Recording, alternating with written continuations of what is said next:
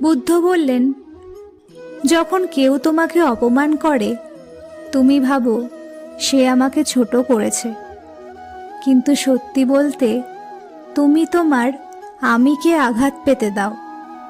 তিনি আরও বললেন, যদি তুমি নিজেকে খালি নৌকার মতো করো তাহলে কেউ তোমাকে ধাক্কা দিলেও রাগ জন্ম নেবে না। শিষ্যরা চুপচাপ মাথা নিচু করে দাঁড়িয়েছিল। তারা বুঝতে পারল রাগ বাইরের ঘটনা থেকে আসে না, রাগ আসে ভেতরের অহংকার থেকে। একজন শিষ্য জিজ্ঞেস করল, ভগবান, তাহলে আমরা কিভাবে রাগমুক্ত হব?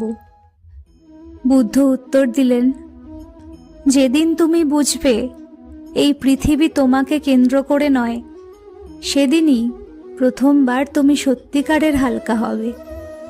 নিজেকে গুরুত্বপূর্ণ ভাবা কমাও, তাহলেই কষ্ট কমবে।